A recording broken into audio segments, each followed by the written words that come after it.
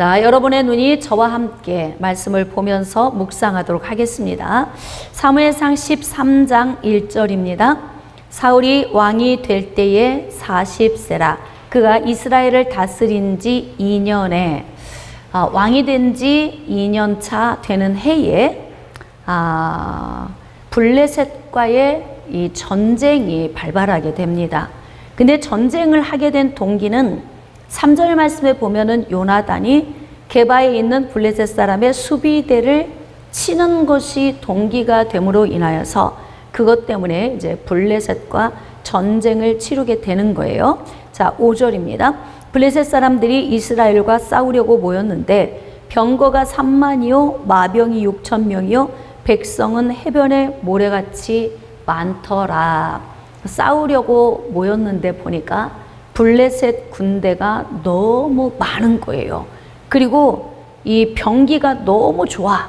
그러니까 이스라엘 백성들이 그 광경을 보고서 얼마나 마음이 졸이겠습니까? 6절입니다. 이스라엘 사람들이 위급함을 보고 절박하여 굴과 숲풀과 바위 틈과 은밀한 곳과 웅덩이에 숨으며 전쟁을 하려고 온 사람들이 다 여기저기 뿔뿔이 흩어져서 막 숨기 시작하는 거예요. 7절입니다. 어떤 이브리 사람들은 요단을 건너 갓과 길랏 땅으로 가되 사울은 아직 길갈에 있고 그를 따른 모든 백성은 떨더라. 여러분, 이제 우리가 여기서 담대함에 대한 부분을 좀 한번 고민해 봅시다. 사랑 안에 담대함이 있고 온전한 사랑이 두려움을 내어 쫓는다. 사도 요한이 이런 말씀을 성령의 감동에 의해서 기록을 했어요. 담대함은 관계성에서 오는 것이다. 특히 하나님의 백성들의 담대함은 하나님과의 관계성에서 오는 거예요. 보이지 않는 하나님과 영적으로 관계가 이루어지면 보여지는 3차원의 현실 세계에서 일어나는 수없이 많은 문제들이, 즉 지금 이스라엘 백성들이 누구와의 싸움이 있어요? 블레셋과의 싸움이잖아요. 블레셋. 인생에 블레셋이라고 하는 문제가 우리 앞에 있어도 우리 눈에 보이는 이 블레셋이 두렵지 않는 것은 보이지 않는 하나님과 영적인 관계가 이루어져 있을 때 이때 담대함이 생기는 거예요. 그러니까 인생에 힘겨운 문제가 왔을 때 어떻게 우리가 이겨내냐면 하나님을 신뢰하는 믿음으로 승리하는 거예요. 우리가 지금 코로나 팬데믹 현상, 2,000명이 넘는 확진자, 계속 4단계가 지금 지속되고 있고 경제는 계속 추락하고 있고 우리 주변에 있는 환경을 돌이켜볼 때 좀 좌절스럽습니다. 그럼에도 불구하고 좌절하지 않음은 영의 눈이 열려서 보이지 않는 하나님을 볼 수 있고 그 하나님과의 관계성이 연결되어 있는 사람만 담대한 거예요. 지금 블레셋의 문제를 만나서 이스라엘의 블레셋과 전쟁을 치르려고 나왔는데 군인들이 떨어. 전쟁을 치러야 되는 용사들이 떨고 있어요. 이게 전쟁할 수 있겠습니까? 그렇다면 여기에서 우리가 사울의 리더십을 또 좀 읽어볼 필요가 있다. 여러분, 영적 지도자가 앞에서 어떻게 이끌어 가느냐에 따라서 따라가는 사람들의 담대함이 또 달라질 수 있어요. 이제 구약의 성도들은 하나님과 1대1의 신앙의 관계성을 갖는 것이 아니라 선지자나 제사장이나 왕을 통해서 하나님의 말씀을 주시기 때문에 지도자의 위치가 굉장히 중요했어요. 지도자가 영적으로 잘 세워져 있으면 그 영적으로 세워져 있는 지도자를 바라보고 뒤에 있는 사람은 따라가는 거예요. 그런데 하나님의 계획 밖에서 일어난 이스라엘의 초대왕 사울의 이 문제, 이스라엘 백성들이 왕을 구했기 때문에 하나님의 궁여 주책으로 주셨잖아요. 그런데 사울의 통치 2년 되는 해의 블레셋과의 이 전쟁에서 벌써 나타난 것이 뭐냐면 하나님의 성령이 사울을 사로잡았을 때가 있어요. 근데 지금 블레셋과의 이 전쟁에서 하나님께 묻지도 않아요. 치리까 말리까. 어디서 많이 들었죠? 어디서 들었어? 다윗은 항상 하나님 가리까 멈춰서리까 치리까 말리까 올라가리까 막 계속 묻잖아요. 다윗은. 사울은 하나님께 질문을 안 해요. 그러니까 하나님의 성령에 붙들린 처음 40세 왕이 될 때와 2년이 되어가는 요때쯤에 사울의 영적 상태는 처음과 같지 않다는 거예요.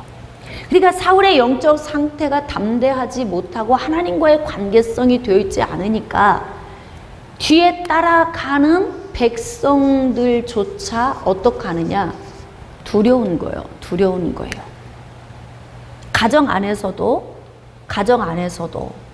가장 영적 제사장적인 위치에 있는 사람의 말과 행동, 믿음 굉장히 중요합니다. 네, 그래서 하나님과의 관계성을 오늘 우리가 점검해 봐야 돼요. 내가 지금 인생에서 만난 여러 문제가 두렵다. 그럼 담대함이 없는 거예요. 그럼 담대함이 없다는 것은 무엇이 문제예요? 자, 여러분이 한번 대답해 보실래요? 무엇이 문제입니까? 관계성이 문제다. 그러니까 사울 왕의 하나님과의 관계성이 문제이고 사울 왕이 하나님 은혜 안에 서 있지 못하니까 백성들이 다 흩어지고 떨면서 여기저기 숨기 시작하는 거예요. 8절입니다. 사울은 사무엘이 정한 기한대로 이레 동안을 기다렸으나 사무엘이 길갈로 오지 아니하매 백성이 사울에게서 흩어지는지라. 그러니까 사울보다 누가 영권이 더 강한 거예요? 사무엘이 영권이 강한 거예요. 그러니까 사무엘이 오기만 기다려요. 또 사무엘이 와서 제사를 집도를 해야 맞아요. 왜냐하면 제사장이기 때문에 왕이 월권 행위를 하면 안 되는 거죠. 그런데 사무엘이 올 시간이 되어 가는데도 안 와요. 그래도 기다려야 돼요. 올 때까지. 아직은 시간이 지나지 않았어요. 째깍째깍 시간이 가지만 아직은 사무엘이 올 시간이 남아 있어요. 그런데 사울왕의 마음이 초조해서 기다리질 못해요. 왜? 하나님과의 관계성이 안 돼 있으니까 이 믿음이 강력하게 붙들려서 블레셋이라고 하는 내 인생 앞에 놓여진 이 문제가 작게 보여야 돼요. 우리가 지금까지 공부해왔지만 전쟁은 여호와께 속했다. 전쟁의 승패는 사람의 숫자에 달려있지 않다. 이해가 되십니까?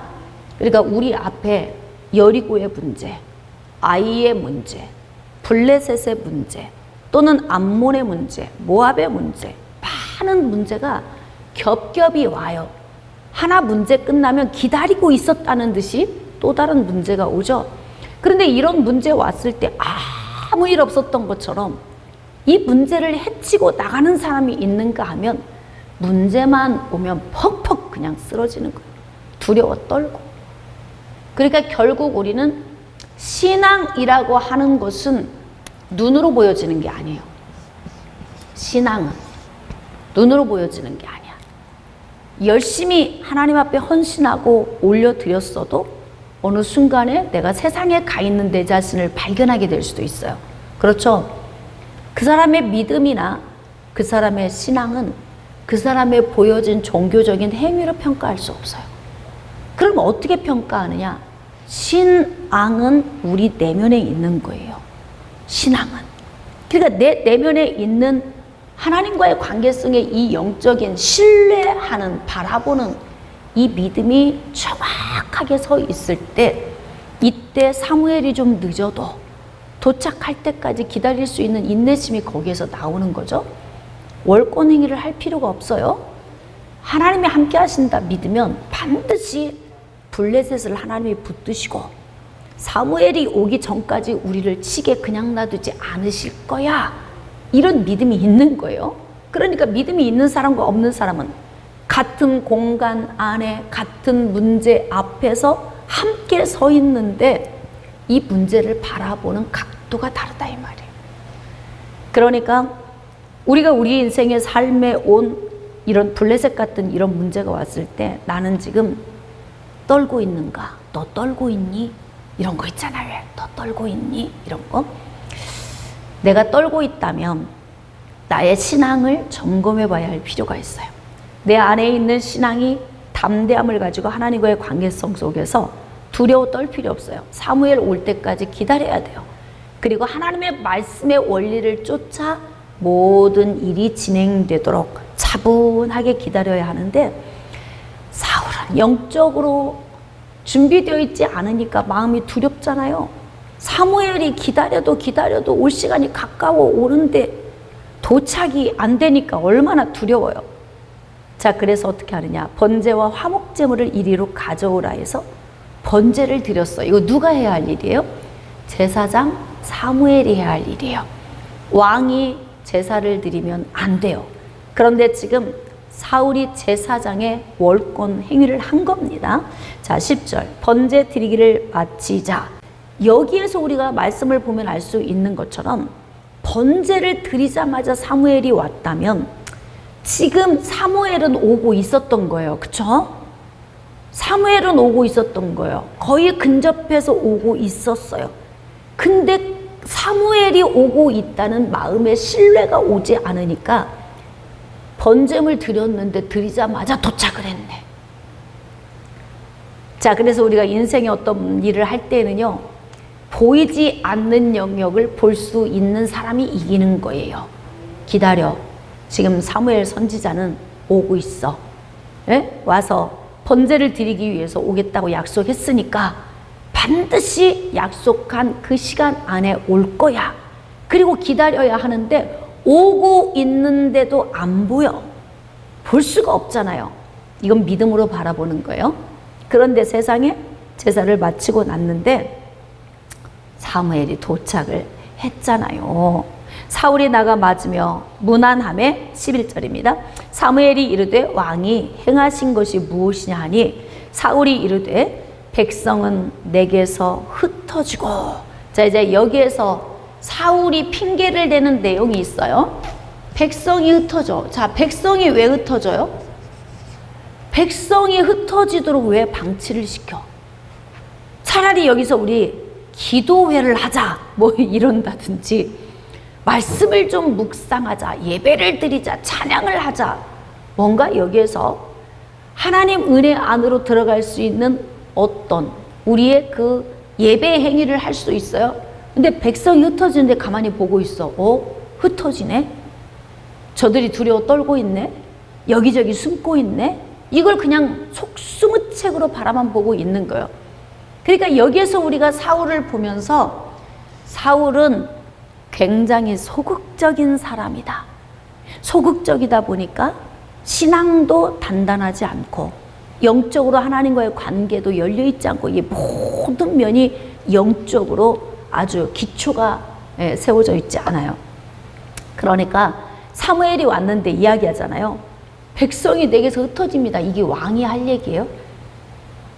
왕은 이런 얘기하면 안 돼요. 여봐라, 도망가는 사람은 목을 찌렸다? 뭐 이런다든지 뭔가 조치를 취해야죠. 전쟁은 숫자에 많고 적음에 달려있지 않다. 여호와가 내 편이시다. 하나님이 반드시 함께 하신다. 뭐 이래서 백성들의 마음을 모아야 하는데 흩어졌고 이렇게 이야기하고 있어요. 자, 그리고 당신은 안 와. 정한 날에 안 와. 자, 사무엘이 안 왔어요? 번제 드리고 나니까 도착했잖아요. 안 온 게 아니고 오고 있었던 거예요. 그런데 사울은 사무엘의 오고 있음을 믿음으로 바라보지 못한 거예요. 왜? 내 눈 안에 안 보이면은 안 일어나는 거라고 생각을 하는 거예요. 그러니까 어린아이 같은 거죠. 믿음이 없는 건 어린아이 같다. 애들은 눈에 보이는 것만 알아요. 어른은 염려하지 말아라. 된다. 좋은 날 온다. 이거 볼 수 있으니까 하는 이야기 아니에요? 당신은 안 오고. 그러면 여기서 사무엘이 할 얘기가 있어요. 오고 있었잖아. 이렇게 말할 수 있어요. 그쵸? 안 온 것이 아니라 나는 가고 있었어. 당신이 못 기다린 거야. 그러니까 문제는 누구에게 있는가를 여기서 잘 알아야 돼요. 자, 그리고 블레셋 사람은 믹마스에 모였음을 내가 봤다. 근데 눈앞에 블레셋이 너무나 크게 조명이 되는 거예요. 얼만큼 많다? 모래수같이 많다. 메뚜기 떼같이 많다는 거예요. 그러니까 어느 것 하나, 백성은 흩어지고 있죠. 사무엘은 오고 있는데 눈에 안 보이죠. 블레셋은 모래수같이 허다하게 많이 있죠. 그러니까 지금 사울의 영적 상태를 봅시다. 하나님하고 관계성이 되어 있어요? 안 돼 있어요? 안 돼 있어요. 여러분 가만히 보세요. 백성은 흩어지고 사무엘은 오는데 안 보이고 문제는 앞에 산적해 있어요. 그런데 이 문제를 보지 않고 문제 뒤에서 역사하시는 하나님 바라보면 걱정하지 마 얘들아. 하나님이 하셔. 하나님이 도우실 거야. 그리고 하나님이 지금 일하고 계셔. 언제? 하나님의 때에. 그러면서 믿음의 사람은 이기고 가는 거예요. 근데 사울은 하나님과의 관계성이 안 돼 있으니까 하나님이 안 보여. 그러니까 인생의 문제를 읽을 때 믿음의 사람이 내 인생의 문제를 평가하는 것과 믿음이 없는 사람이 자기 인생의 문제를 평가하는 게 다를 수밖에 없어요. 그럼 믿음의 있고 없고의 차이가 어떻게 되냐면 문제가 나를 짓누르게 만들 수도 있고 내가 문제를 짓밟을 수도 있어요. 누구에게 달려 있어요? 나에게 달려 있는 거예요. 이게 누구에게 원망할 문제가 아니에요. 사울 자신 스스로가 잘 준비되지 않은 사람. 그래서 안타까운 거예요.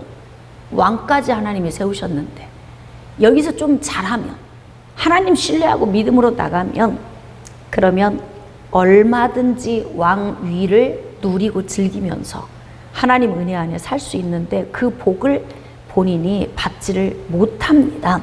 자, 12절. 이에 내가 이르기를 블레셋 사람들이 나를 치러 길갈로 내려오겠거늘 내가 여호와께 은혜를 간구하지 못하였다고 부득이하여 늘 이렇게 핑계대는 사람 있잖아요. 핑계대기 좋아하는 사람.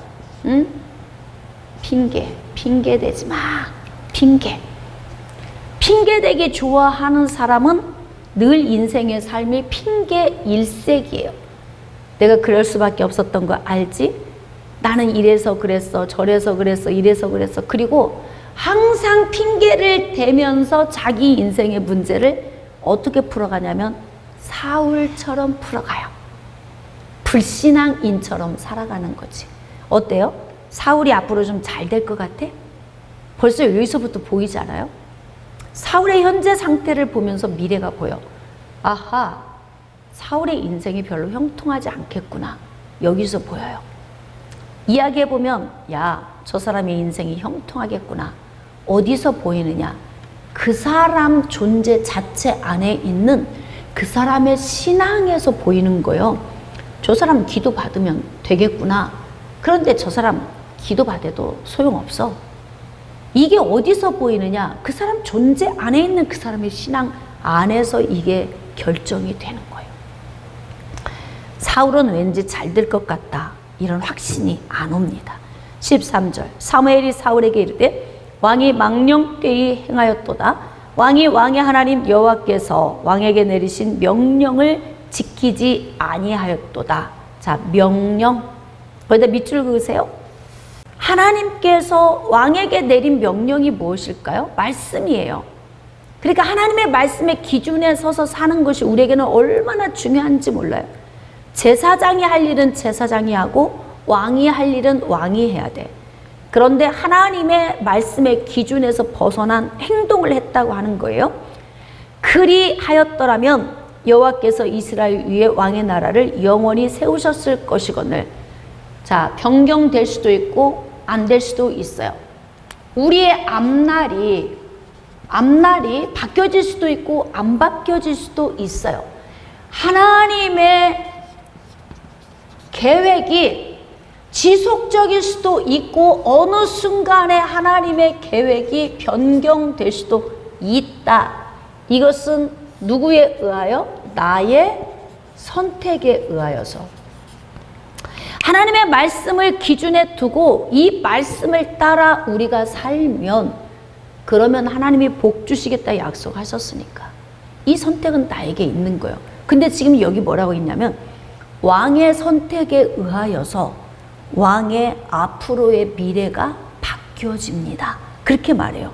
그러니까 명령을 지켰더라면 왕의 나라가 영원히 견고했을 것이다. 그러면 지금 이 말씀 속에서는 어떤 의미가 있어요? 왕의 나라가 끝났다. 이렇게 말하는 거예요. 누구의 선택에 의해서? 사울 왕 자신의 선택에 의해서. 자, 지금은 왕의 나라가 길지 못할 것이라 여호와께서 왕에게 명령하신 바를 왕이 지키지 아니하였으므로 여호와께서 그의 마음에 맞는 사람을 구하여 여호와께서 그를 그의 백성의 지도자로 삼으셨느니라. 자, 여기서 우리가 이제 성경을 읽으면서 좀 읽어야 할 부분이 있어요. 사울이 40년 동안 통치를 했어요. 근데 40세에 왕이 되었고 지금은 42세예요. 자, 사울 왕은 몇 세에 죽었어요? 80세에 죽었어요. 몇 년간 왕을 했다고요? 40년간을 통치를 했어요. 근데 지금 42세에 어떤 말씀을 듣냐면 왕의 나라가 끝났습니다. 이래. 근데 왕의 나라가 42세에 끝났다는 이야기를 듣고도 80세까지 통치를 했단 말이에요. 그러면 이 말씀의 의미는 무엇일까요? 제가 지난번에도 말씀을 드렸지만 왕이 왕복은 입고 있지만 왕이 아니며 그 다음 마음에 맞는 사람을 구하여 지도자로 삼으셨느니라. 이미 끝난 거예요. 그러니까 앞으로 38년이라고 하는 통치의 기간이 남아있는 동안 사울 왕이 왕복을 입고 있어도 왕이 아니며 그 뒤에 이은 다윗이 왕복을 입고 있지 않은데 왕이다. 이게 참 미안하죠? 에? 그냥 하나님께서 사울 왕 내가 너 후회해. 네 나라 이제 끝났어. 그러면 왕복 벗겨놓고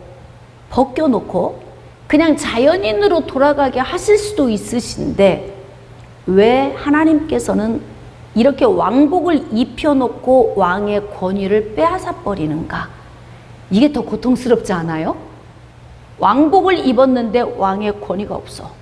더 고통스럽지. 차라리 왕복을 벗고 자연인으로 돌아가면 벗는 순간은 괴롭지만 아예 내려놓고 자연인으로 살으면 그나마 좀 인생이 좀 나을 수 있어요.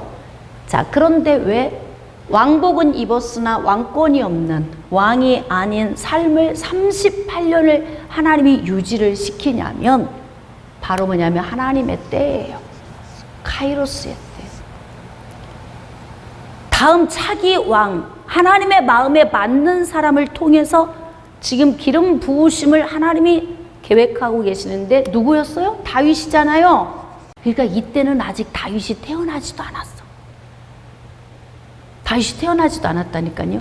이 사건이 있은 몇 년 후에 다윗이 태어났고 다윗이 소년이 되어서 사울을 만나는 그 시간까지 왕복 입고 있어도 실성해서 거의 제정신이 아닌 상태에서 살다가 소년인 다윗을 만나게 될 때가 거의 나이가 70이 다 돼가는 나이예요. 그러니까 사울의 인생을 보면 불행하죠. 왕복 입었는데 왕로서의 삶을 못 사는, 하나님이 버려버리신 거예요. 그러니까 여러분이 잘 생각해 보세요. 왕복을 입고 있는 것이 중요한 것이 아니라 하나님이 함께 하셔야 되는 거예요. 왕의 권위가 있어야 왕인 거죠. 왕복 입었는데 왕의 권위가 하나도 없어. 그러니까 살아도 사는 게 아니고 살아있으나 죽은 것 같은 그런 삶을 사는 거죠. 42세에 하나님께 그렇게 버림을 받았어요. 그러니까 왕 통치 초기에 버림을 받은 거죠. 여호와께서 그를 그의 백성의 지도자로 삼았다. 누구를? 그의 마음에 맞는 사람을, 아직 태어나지도 않은 사람을 하나님께서 예비해 놓으신 거예요. 이새의 아들 다윗을 예비해 놓으신 거죠. 자, 14장으로 넘어갑시다. 사울의 아들 요나단이 자기의 무기를 든 소년에게 이르되 우리가 건너편 블레셋 사람들의 부대로 건너가자 하고 그의 아버지에게는 아뢰지 아니하였더라. 지금 이스라엘의 숙적 블레셋, 아주 고질적인 문제예요. 고질적인 문제. 이 문제 때문에 요나단이 병기 드는 자를 데리고 아버지한테 말을 안 하고 그리로 건너간 거예요. 자, 그런데 2절, 사울이 기브와 번둘이 미그론에 있는 석류나무 아래에 머물렀고 함께한 백성은 600명가량이다. 자, 블레셋과 전쟁을 치러야 되는데 사울 왕과 함께하는 백성이 600명밖에 안 돼. 이리 흩어지고 저리 흩어지고 저기 동굴에 가서 숨고 뭐 이방 땅으로 도망가고 이래서 왕하고 함께하는 사람이 600명밖에 되지 않아요. 그런데 이때 아이야는 에봇을 입고 거기 있었으니 그는 이가봇의 형제 아이두베의 아들이요 비나스의 손자요 실로에서 여호와의 제사장이 되었던 엘리의 증손이었더라. 백성은 요나단이 간 줄을 알지 못하니라. 조용히 갔으니까 알 수가 없죠. 자, 6절, 요나단이 자기의 무기를 든 소년에게 이르되 우리가 이 할례받지 않은 자들에게로 건너가자. 여호와께서 우리를 위하여 일하실까 하노라. 자, 거기 밑줄 그으세요. 아들보다 아버지 믿음이 훨씬 못해. 지금 여기 보니까 요나단의 믿음이 탁월합니다. 여호와께서 우리를 위하여 일하실까 하노라. 자, 여호와의 구원은 사람이 많고 적음에 달리지 아니하였느니라. 참 기가 막혀. 아들은 이런 믿음을 가지고 있는데 어떻게 아버지는 그런 믿음이 없어요? 그러니까 믿음은 나이와 상관없고 신앙의 연조와 상관이 없어요. 그래서 지금 사람의 많고 적음에 달리지 아니했으니까 우리가 가자. 그리고 무기 드는 자와 둘이 갔잖아요. 자, 12절, 그 부대 사람들이 요나단과 그의 무기를 든 자에게 이르되 우리에게로 올라오라. 너희에게 보여줄 것이 있느니라 한지라. 자, 요나단이 자기의 무기를 든 자에게 이르되 나를 따라 올라오라. 여호와께서 그들을 이스라엘 손에 넘기셨느니라. 영적으로 아주 민감해요. 하나님과 교통이 돼. 아버지는 하나님과 교통이 안 되는데 아들은 하나님과 교통이 돼요. 그리고 아버지는 믿음이 없는데 아들은 강력한 믿음이 있어요. 그러니까 하나님께서 블레셋을 우리 손에 넘기셨다 이야기하잖아요. 그래서 요나단이 손발로 기어 올라갔고 그 무기를 든 자도 따랐더라. 블레셋 사람들이 요나단 앞에서 엎드러짐에 무기를 든 자가 따라가며 죽였으니 쳐 죽인 자가 20명가량이었더라. 자, 그런데 16절, 베냐민 기브아에 있는 사울의 파수꾼이 바라본 즉 허다한 블레셋 사람들이 무너져 이리저리 흩어지는 거예요. 지금 요나단이 무기 든 자와 블레셋에 간 것을 아무도 몰라. 근데 이쪽 편에서 블레셋 쪽을 보니까 사람들이 막 요리조리 막 흩어지고 도망가고 보니까 막 어수선해. 자, 17절, 사울이 자기와 함께한 백성에게 이르되 우리에게서 누가 나갔는지 점호하여 보라.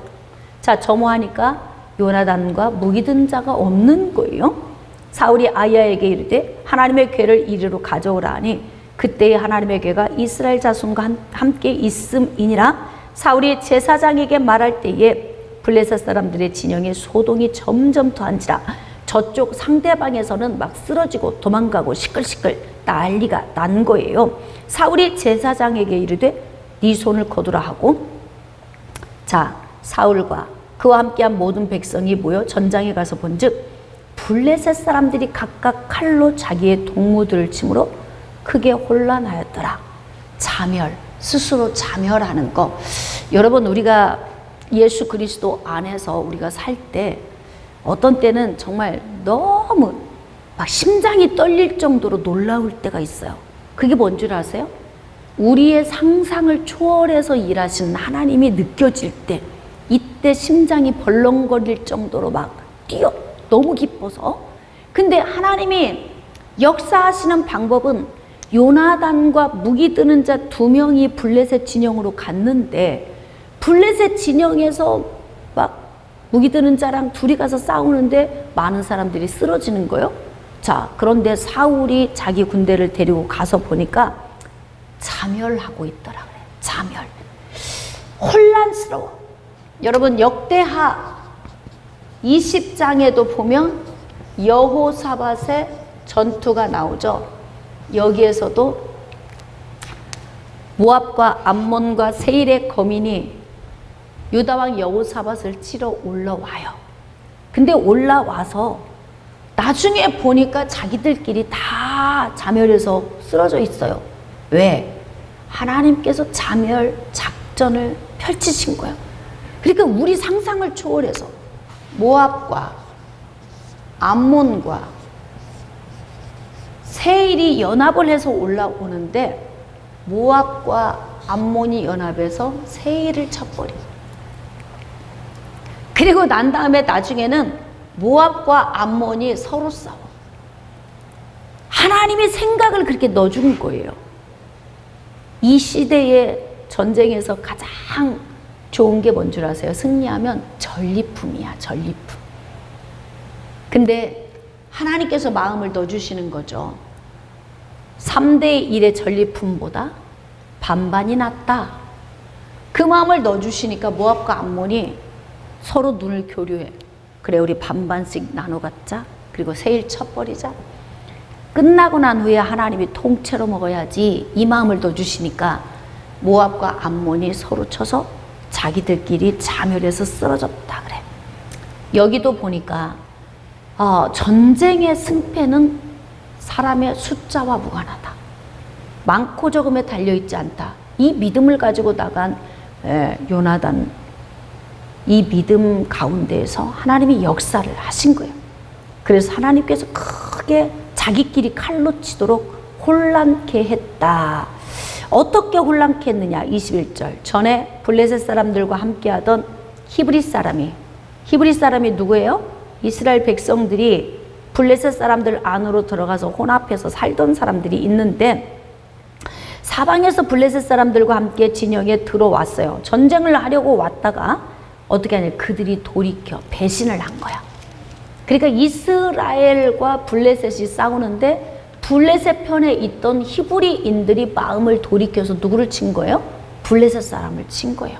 이거 하나님이 이렇게 하시기도 하신다니까. 그러니까 우리가 인생의 문제를 해결함에 있어서 우리 인간의 생각 안에 가둬놓고 근심하지 맙시다. 하나님이 하시면 우리의 생각을 초월해서 이런 방법으로도 일을 하시는 거예요. 자, 그들이 돌이켜 사울과 요나단과 함께한 이스라엘 사람들과 합류해서 같이 블레셋 사람을 쳤다는 거예요. 그래서 어떻게 했어요? 23절. 여호와께서 그날에 이스라엘을 구원하셨다. 이거 누가 시작했어요? 요나단이 시작했죠. 둘이, 무기 든 자하고 둘이 갔잖아요. 근데 여기서 엄청난 승리를 거뒀어요. 그러니까 여기서 요나단이 고백했던 말대로 해주신 거야. 전쟁은 사람의 많고 적음에 달려있지 않아. 그러니까 우리 올라가자. 하나님이 블레셋을 우리 손에 넘기셨다. 이 믿음을 가지고 가니까 그 믿음대로 역사하시는 하나님. 그러니까 예수님께서도 오셔서 그냥 공생의 기간 동안에 많은 환자들을 고칠 때마다 내 믿음대로 될지어다. 여러분 안에 믿음이 넘쳐나기를 축복합니다. 하나님께로부터 온 강력한 믿음이 있어서 좌절하고 위축되고 절망하지 말고 하나님은 우리의 상상을 초월해서 역사하시는 하나님이심을 믿는 자들만 그런 은혜를 맛볼 수 있어요. 자, 24절. 이날에 이스라엘 백성들이 피곤하였으니 이는 사울이 백성에게 맹세시켜 경계하여 이르기를 저녁 곧 내가 내 원수에게 보복하는 때까지 아무 음식물이든지 먹는 사람은 저주를 받을지어다. 이상해.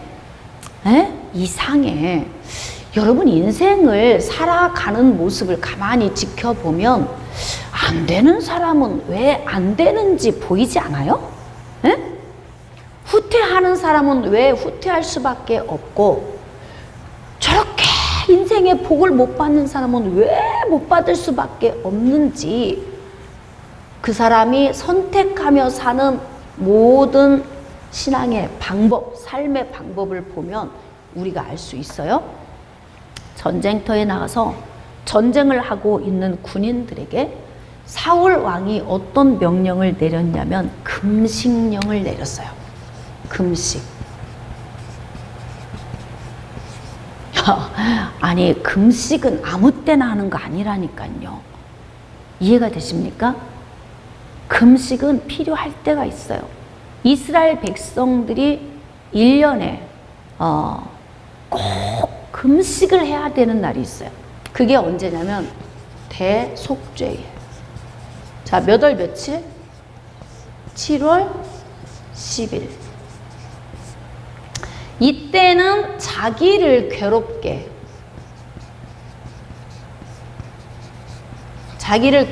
하는 날이에요. 왜? 내 죄를 회개하기 위해서 나를 괴롭게 해. 근데 그 괴롭게 한다는 그것이 바로 무엇이냐면 금식이야, 금식. 금식 괴롭잖아요. 그쵸? 이 먹는 기쁨과 즐거움이 얼마나 큰 줄 여러분도 아시잖아요. 그러니까 하루 종일 금식하면서 자기의 죄를 회개하고 베옷을 입고 죄를 뒤집어 쓰고 하나님께 나아가서 회개하는 날. 그러니까 금식은 아무 때나 하는 게 아니라고, 이렇게 꼭 필요할 때 금식은 하는 거예요. 특히 전쟁하는 군사들한테 먹지 마. 예? 이 전쟁이 다 끝날 때까지, 보복할 때까지 아무 음식물이든지 먹는 사람은 저주를 받을지어다. 이상하죠? 정상이에요? 비정상이야? 비정상이야. 사울이 선택하며 사는 삶을 보면 왠지 이 사람은 좀 잘 될 것 같지 않아. 그리고 사울 왕 곁에 있는 사람은 왠지 나 혼자 잘 살려고 해도 안 될 것 같아. 그리고 사울 곁에 있는 사람은 왠지 불행할 것 같아. 그렇지 않아요? 여러분, 어떤 사람 옆에 있느냐에 따라서 내 인생이 달라질 수 있어요. 내가 어떤 사람 곁에 있느냐, 어떤 사람이 내 곁에 있느냐 따라서 저 사람에 의해서 또는 나에 의해서 내 주변에 있는 사람, 또 내가 저 사람 주변에 있는 나, 그 인생이 달라질 수 있다고. 그러니까 우리 하나하나의 이 선택의 삶이 얼마나 중요한지 몰라요. 좀 점검해 볼까요? 왜 우리가 선택해야 하는 영역이 많은가? 기도해야 하는 것보다 선택하며 살아야 할 것이 훨씬 많다. 이유는 창세기 1장 28절 말씀에 하나님이 우리에게 위임하셨어요. 삶에 관한 한은 생육하고 번성하고 충만하고 땅을 정복하고 다스리라. 그러니까 우리가 이 땅에서 사는 동안 구원의 은혜, 그건 주권적으로 하나님이 하셔야 하는 것이고, 인간의 힘으로 할 수 없는 일, 하나님이 하셔야 하는 일이지만 그 이외의 모든 대부분의 일은 네가 해. 네가 하라는 거예요. 하나님께서 다 위임을 하셨어요. 어떤 사람들은 뭐 좀 합시다 그러면 기도해 볼게요. 되게 영성 있어 보이는데 그 영성 아니에요. 기도 좀 해볼게요. 이건 뭐냐면 대답하기 곤란할 때 그냥 도피하는 방식으로 이야기를 하는 거예요. 굳이 기도해보지 않아도 결정할 수도 있는 것들이 있어요. 그쵸? 대부분 우리가 인생을 사는 동안 우리 어디 갈까? 기도해볼게. 신령해 보이잖아. 근데 그거 굳이 기도 안 해도 돼. 은혜로운 자리이고 복된 자리이면 가면 되는 것이고, 그렇지 않으면 안 가야 하는 거예요. 그 선택은 나한테 달려 있는 거예요. 그래서 대부분 내가 삶 속에서 이루어지는 모든 자녀 양육을 잘 하는 것도 내가 해야 하는 것, 돈을 벌어서 잘 저축해서 노후 대책까지 하는 것도 내가 해야 하는 것, 건강 관리도 내가 해야 하는 것, 물론 궁극적으로 하나님의 물질도 관리시켜 주시고 건강도 주시고 궁극적으로 하나님의 손에 다 달려 있지만, 하나님이 전적으로 알아서 다 하시는 게 아니고 내가 어떻게 하느냐에 따라서 하나님께서 하시기 때문에 이 모든 인생의 삶을 사는 동안 우리가 해야 할 일을 나태하고 게으르게 해서는 안 돼요. 그러니까 이게 선택이 얼마나 중요해요. 전쟁터에 나가는 군인들을 굶으라고 하면 이게 승리할 수 있겠냐고. 응? 승리할 수가 없어요.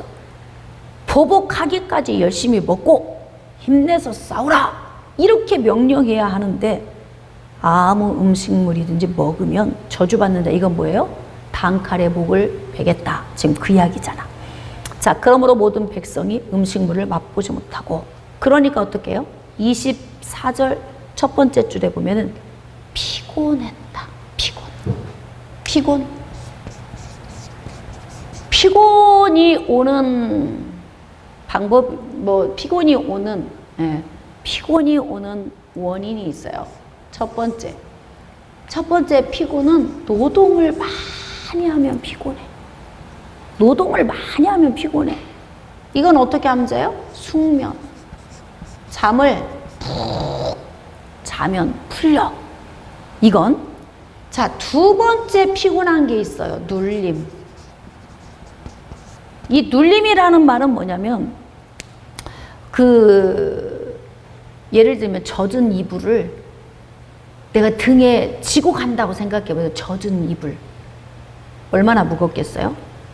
그러니까 눌림이라고 하는 것은 어둠의 영이 나를 짓누르는 걸 이야기하는 거예요. 이 눌림은 푹 자도 안 풀려. 그러니까 이 눌림은 어떻게 해야 되느냐?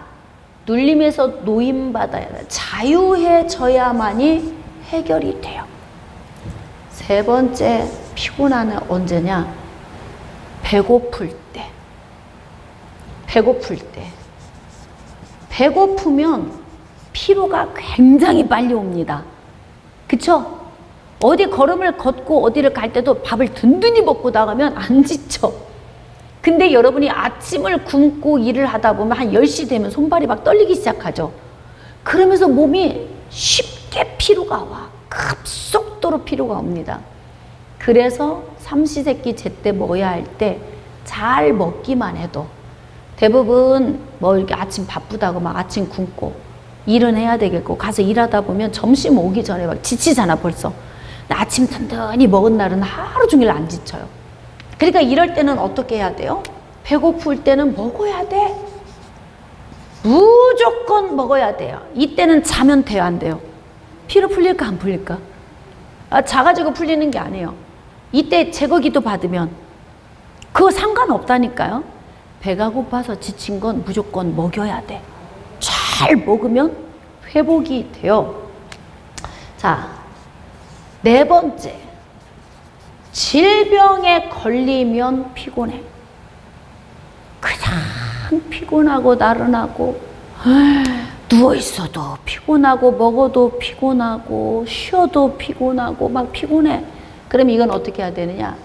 병에서 노임받아야 돼. 질병에서. 이 피곤한 거.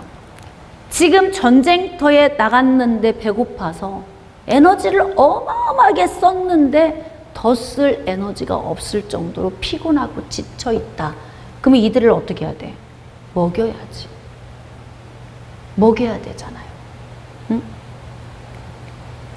자, 25절. 그들이 다 수풀에 들어간 즉 땅에 꿀이 있더라. 이 꿀을 봤으니 하루 종일 먹지도 못하고 배고픈 군인들이 얼마나 난리가 나겠어요? 그런데 왕이 목을 베렸다? 이렇게 금식령을 내려가지고 감히 두려워서 누가 이걸 먹을 수가 없어. 그러니까 26절에 보니까 그것을 입에 대는 자가 없는데 27절 요나단은 아버지의 금식령을 못 들었다 이 말이에요. 그래서 어떻게 한 거예요? 꿀을 찍어서 먹었더니 눈이 밝아졌더라.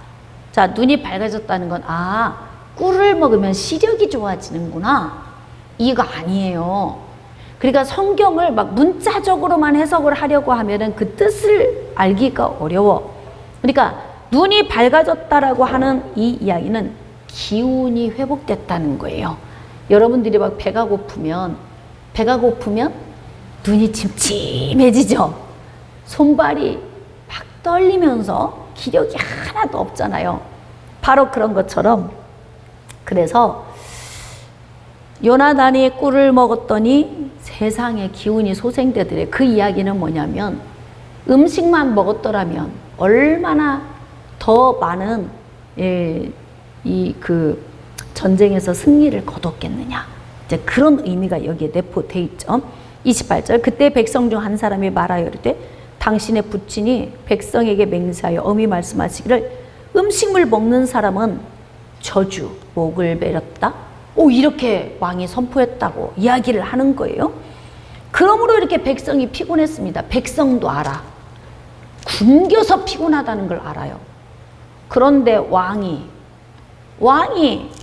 왜 이 문제를 해결을 이렇게 하느냐 이 말이에요. 백성도 우리가 굶어서 기운 없어 피곤해. 먹기만 했더라도 우리가 더 기운이 넘쳐서 더 싸울 수 있었을 거야.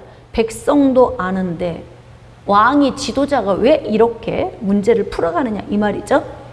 29절입니다. 요나단이 이르되 내 아버지께서 이 땅을 곤란하게 하셨도다. 보라 내가 이 꿀 조금 맛보고도 눈이 이렇게 밝아졌거든. 즉 기운이 이렇게 소생되었거든. 하물며 백성이 오늘 그 대적에게서 탈취하여 얻은 것을 임으로 먹었더라면 블레셋 사람을 살육함이 더욱 많지 아니하였겠느냐. 야, 요나단은 이 원리를 너무 잘 알아. 잘 먹이고 싸우게 해서 완전 그냥 블레셋을 쓸어버렸으면 좋았는데 굶겨놓고 전쟁을 하게 했으니 이게 무슨 효과를 누릴 수 있겠느냐. 결국 이게 뭐냐면 우리 아버지가 참 어리석다. 지금 그 이야기예요. 나이 어린 아들이 보기에도 아버지의 이 선택하는 방식이 어리석기 그지없어요. 31절 그날의 백성이 믹마스에서부터 아얄론에 이르기까지 블레셋 사람들을 쳤으므로 그들이 심히 피곤한지라. 계속 피곤하네. 이건 먹기 전까지는 이 피로가 풀리지 않습니다. 전쟁에서 지금 굶고 전쟁에서 너무 피곤하니까 자야 돼. 아니에요. 자도 안 풀려. 이건 먹어야 돼. 무조건 먹여야 돼. 그러니까 피곤한 원인을 잘 따져보세요. 일을 많이 해서 피곤할 때는 무조건 주무셔야 돼. 이것저것 일 더해서 이게 더 오버가 되잖아요. 그럼 피로가 안 풀려. 막 지방에 갔다 오잖아요. 그러면 다음날 못 일어나죠. 차 오래 타지, 막 어디 친척집에 가서 쭈그리 앉아서 놀았지. 막 그 피곤함이 몰려오면 다음날 그 다음날 막 몸이 막 갱신을 못해. 그래서 어떻게 해요? 막 무조건 비실비실 쓰러져. 이럴 때는 막 자야 돼. 잘 먹으면서 자야 돼.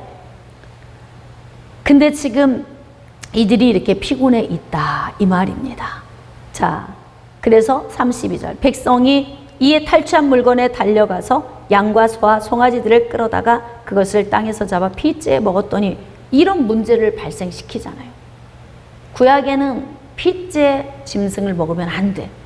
근데 뭐 피를 걸러낼 겨를도 없고 고기만 골라서 먹어야 될 겨를도 없어요. 배고픈데?